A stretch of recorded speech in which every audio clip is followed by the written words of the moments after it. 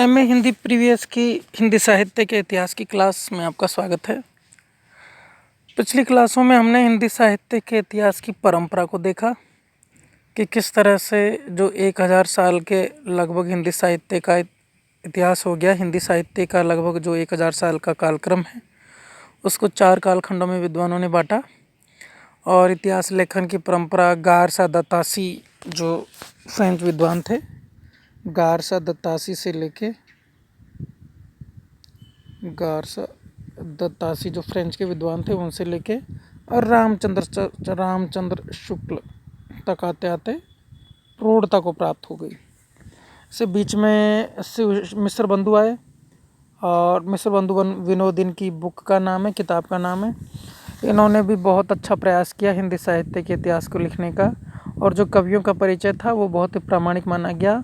और इन्होंने जो काल विभाजन किया वो अभी देख लेते हैं हम। ये काल विभाजन है मिस्र बंधुओं का। किताब का नाम है मिस्र बंधु विनोद। तो आइए देखते हैं। ग्रसन ने कहा कि समय की परिवर्तनशीलता के कारण चिंतन धारा में परिवर्तन होता है। ग्रसन ने हिंदी साहित्य के इतिहास को 11 भागों में बांटा। उन्होंने हिंदी साहित्य के प्रथम काल का नामकरण चारण काल दिया। ये हो गया था। अब देखो आगे मिस्र बंधु विनोद में जो कालक्रम है वो पहला है आरंभिक काल। इसके 2 हिस्से किए मिस्र बंधुओं ने, पूर्व आरंभिक और उत्तर आरंभिक। पहला 700 से 1343 विक्रमी संवत, दूसरा 1344 से 1444 विक्रमी संवत। मतलब कि जो आदिकाल है जिसको बाद में आदिकाल कहा गया, जिसको ये प्रारंभिक काल कहते हैं, वो 700 से 1444 मानो इसको। 700 सालों का काल है, लगभग 750 सालों का काल। दूसरा काल इन्होंने दिया माध्यमिक काल। इसके भी 2 खंड कर दिए, पूर्व माध्यमिक काल 1445 से 1560 और प्रौढ़ माध्यमिक काल 1560 से 1680। तो ये माध्यमिक काल हो गया, मध्यकाल हो गया। तीसरा नाम रखा इन्होंने अलंकृत काल। मिस्र बंधुओं का है ये नाम अलंकृत काल। इसको बाद में रीतिकाल कहा गया और इस माध्यमिक काल को कहा गया भक्ति काल। इस माध्यमिक काल को भक्ति काल और अलंकृत काल को रीतिकाल कहा गया बहुत बाद में। तो ये हो गया। और फिर चौथा परिवर्तन काल और 5वां वर्तमान काल जो 1926 से अब तक है, जो 26 विक्रमी संवत है। तो ये हो गया मिस्र बंधुओं का काल विभाजन। इसके बाद आया रामचंद्र शुक्ल का। ये इम्पोर्टेंट है, इसको देखो अब। वीरगाथा काल, ये तो आपको याद करना ही पड़ेगा। रामचंद्र शुक्ल का जो हिंदी साहित्य का इतिहास है उसका काल विभाजन और उसका नाम और उसका समय सीमा, ये आपको याद करना ही पड़ेगा। इसका कोई उपाय नहीं है, इसको याद करना ही पड़ेगा, इसको स्किप नहीं कर सकते। और इतना ज़रूरी है कि सारा हिंदी साहित्य इसी पर टिका हुआ है। तो जो हिंदी साहित्य का इतिहास रामचंद्र शुक्ल ने लिखा उसके पहले काल का नाम इन्होंने रखा वीरगाथा काल और टाइम बताया 1050 से 1375 विक्रमी संवत। ईस्वी सन भी लिख रखा है यहाँ पे और विक्रमी संवत भी लिख रखा है यहाँ पे।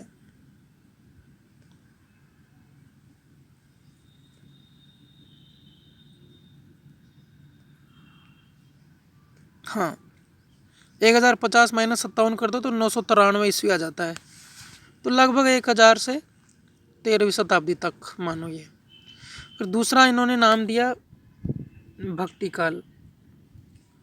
भक्ति काल का टाइम बताया 1375 से 1700 विक्रमी संवत। देखो याद, विक्रमी संवत के हिसाब से याद रखो तो ये आसान रहेगा।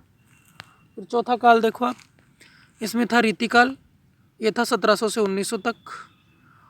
तीसरा काल रीतिकाल, विक्रमी संवत 1700 से 1900 तक।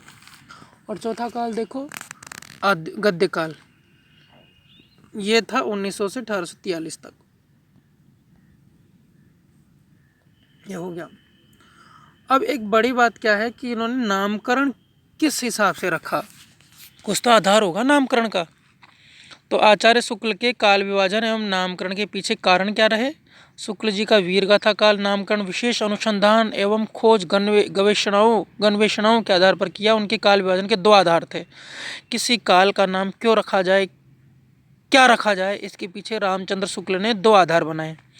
एक तो था देखो ये दोनों आधार देख लो, किसी कालखंड में विशेष ढंग की रचनाओं की प्रमुखता और दूसरा इस समय के ग्रंथों की प्रसिद्धि। यानी मान लो किसी काल में वीर गाथाएं या वीरों की रचनाएं या वीर रस की किताबें ज़्यादा है तो उसको इन्होंने वीर गाथा काल नाम दे दिया। किसी में श्रृंगार ज़्यादा है तो श्रृंगार काल नाम दे दिया। किसी में भक्ति ज़्यादा है तो भक्ति काल नाम दे दिया। तो ऐसे इन्होंने नामकरण किया। और दूसरा, इस समय के ग्रंथों की प्रसिद्धि, कि किस समय में कौन से ग्रंथ ज़्यादा हो रहे हैं जिनकी प्रसिद्धि बहुत अधिक है, तो उसका नाम उस ग्रंथों के आधार पर रख दिया जाए। जैसे कहीं पे सूफियों का ज़्यादा प्रचलन था तो सूफी काव्य, कृष्ण भक्ति काव्य की ग्रंथों की ज़्यादा प्रसिद्धि थी तो कृष्ण भक्ति काव्य, राम ग्रंथ का ज़्यादा लिखे गए तो राम भक्ति काव्य, उनकी प्रसिद्धि बहुत अधिक हो गई तो राम ग्रंथ काव्य हो गया। जैसे तुलसीदास के यहाँ पे राम भक्ति काव्य हो गया। तो शुक्ल जी ने बताया कि इतिहास की खोज करने पे सबसे पहले रासों की प्राप्ति हुई जो वीर रस में लिखा गया था। रासों ग्रंथों की जो रस था वो कौन सा रस था?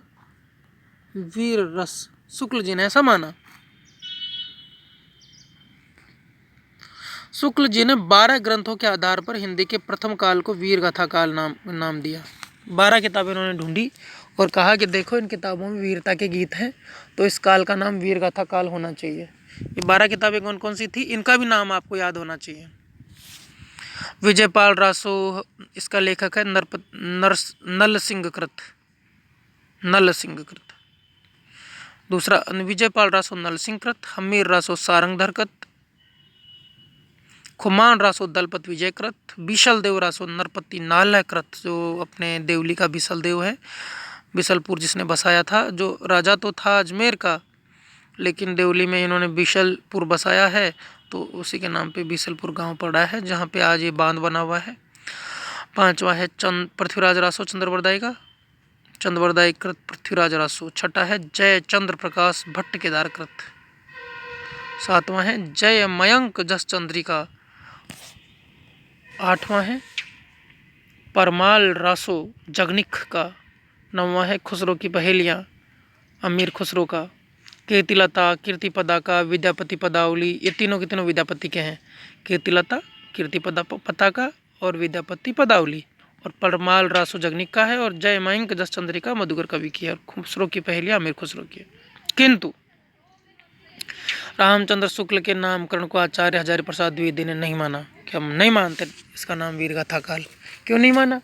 तो इसके वजह तर्क दिया। उन्होंने कहा कि शुक्ल जी द्वारा वीर गाथा काल की प्राप्त सामग्री साहित्यिक कोटि में नहीं आती, अतः इस समय रचित धार्मिक साहित्य की उपेक्षा नहीं कर सकते। उन्होंने कहा कि शुक्ल जी ने जो वीर गाथा काल नाम दिया है उसको हम साहित्य नहीं मान सकते, हमें धार्मिक साहित्य की अवहेलना नहीं करनी चाहिए। क्योंकि खुद रामचंद्र शुक्ल ने उस टाइम पे जो धार्मिक साहित्य था उसको कहा कि ये केवल उपदेश है और उसको साहित्य की कोटि से बाहर कर दिया। धार्मिक आधार भूमि पर रचित साहित्य भी उत्तम कोटि का होता है। अगर कोई किताब धार्मिक रूप से लिखी गई तो वो साहित्यिक दृष्टि से भी उत्तम कोटि की हो सकती है। उदाहरण दिया रामचरितमानस। तो शुक्ल जी ऐसा नहीं कर सकते कि जो आदिकाल की जो भक्ति की रचनाएं हैं जिनमें उपदेश भी है उसको साहित्य ही ना माने, और शुक्ल जी ने ऐसा ही किया। इन किताबों को चुन तो लिया लेकिन जो साहित्य की रचनाएं थी उनको जो भक्ति की रचनाएं थी उनको साहित्य नहीं माना, और ये शुक्ल जी की कमी थी। तो रामचंद्र शुक्ल का जो इतिहास का नामकरण था उसको चैलेंज किया, चुनौती दी। किसने? हजारी प्रसाद द्विवेदी ने। और कहा कि धार्मिक आधार पर अगर भक्ति की रचनाओं को साहित्य नहीं माना जाएगा तो वैसे तो रामचरितमानस को भी भक्तिकाल से निकाल देना पड़ेगा और इससे सारे भक्तिकाल ही नष्ट हो जाएगा। और इसी तरह संदेश रासक, स्वयंभू का पौम चरियु, रामायण, पुष्पदंत की पौम सिरी चरियु आदि जैन साहित्य के ग्रंथों को हिंदी साहित्य से बाहर नहीं कर सकते। अगर ऐसा किया तो हमें रामचरितमानस को भी हिंदी साहित्य से बाहर करना पड़ेगा। द्विवेदी जी के शब्दों में धार्मिक प्रेरणा या आध्यात्मिक उपदेश होना काव्यत्व का बाधक नहीं समझा जाना चाहिए। हजारी प्रसाद द्विवेदी ने कहा कि अगर किसी धार्मिक किताब में उपदेश हैं या धार्मिक प्रेरणा है तो कविता में कोई बाधा नहीं है, कविता में कोई फर्क नहीं पड़ता कि इसे धार्मिक मिश्रण किया गया है। इसी प्रकार अपभ्रंश के काव्य ग्रंथों की नई खोज और उनका साहित्य का मूल्यांकन भी करना चाहिए, जो शुक्ल जी ने नहीं किया क्योंकि उनके सामने किताबें थी ही नहीं। शुक्ल जी ने मिश्र बंधुओं द्वारा उल्लेखित तथा अन्य प्रंस ग्रंथों को आदिकाल के लक्षण निरूपण तथा नामकरण के लिए विवेच्य नहीं समझा था। आज नवीनतम खोजों के आधार पर उत्कृष्ट अपभ्रंश यानी पुरानी हिंदी के काव्य ग्रंथ प्राप्त होने से शुक्ल जी का दृष्टिकोण त्रुटिपूर्ण प्रतीत होता है। पुरानी हिंदी के बहुत सी किताबें मिल गई है, इसलिए शुक्ल जी का जो दृष्टिकोण था कि केवल वीरता के गीत लिखे गए वो त्रुटिपूर्ण यानी गलत लगता है। आचार्य हजारी प्रसाद द्विवेदी ने हिंदी साहित्य के इतिहास को 4 कालों में बांटा। रामचंद्र शुक्ल का हमने देख लिया था। अब हजारी प्रसाद द्विवेदी ने चैलेंज किया कि आपने जो किया है वो ठीक नहीं है और उसके 4 कालों में बांट दिया। पहला आदिकाल, दूसरा पूर्व मध्यकाल, तीसरा उत्तर मध्यकाल, चौथा आधुनिक काल। पूर्व मध्यकाल यानी रामचंद्र शुक्ल जिसे भक्ति काल कहते हैं, जैसे पूर्व मध्यकाल कहते हैं। रामचंद्र शुक्ल जिसे रीतिकाल कहते हैं, इसे उत्तर मध्यकाल कहते हैं। और आधुनिक काल पे कोई प्रॉब्लम ही नहीं है, तो इन्होंने आदिकाल, पूर्व मध्यकाल और उत्तर मध्यकाल और आधुनिक काल 4 काल खंड कर दिए। रामचंद्र शुक्ल ने वीर गाथा काल, भक्ति काल, रीति काल और आधुनिक काल किया था।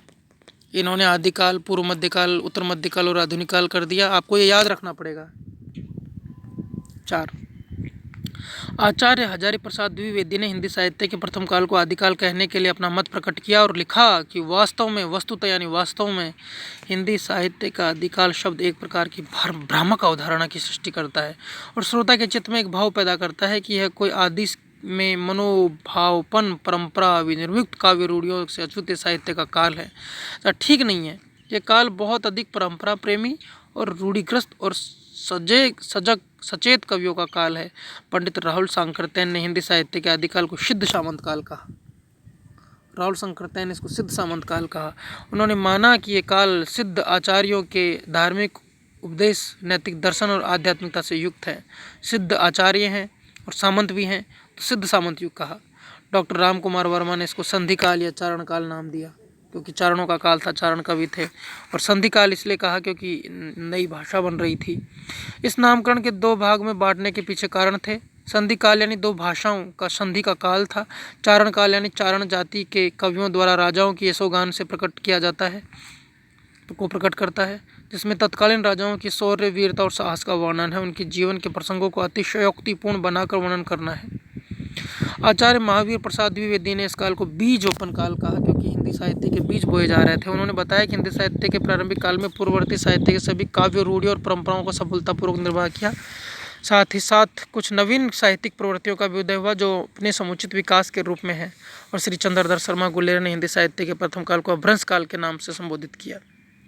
तो ये अलग अलग लेखक हैं जो हिंदी साहित्य को अलग अलग नामों से कहते हैं।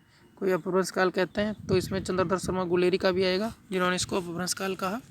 आप सब इसका ध्यान रखना है, किस लेखक ने किस किस नाम से पुकारा है। सबसे पहले तो आएगा रामचंद्र शुक्ल का वीरगाथा काल, उससे पहले मिश्र बंधुओं का चारण काल, राहुल सांकृत्यायन का सिद्ध सामंत युग, आचार्य प्रसाद द्विवेदी का आदिकाल, ये सारी चीज़ें। और इसका राम कुमार वर्मा का संधि काल या चारण काल और चंद्रधर शर्मा गुलेरी का अपभ्रंश काल।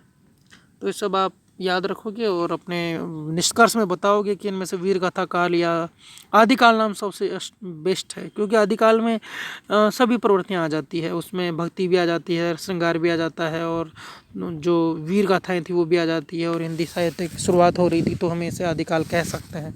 बाकी नाम में कोई न कोई विवाद है, लेकिन आदिकाल में कोई विवाद नहीं है, तो इसको आदिकाल कहा जा सकता है। आज की क्लास यहीं तक, कल आगे देखेंगे। नमस्कार।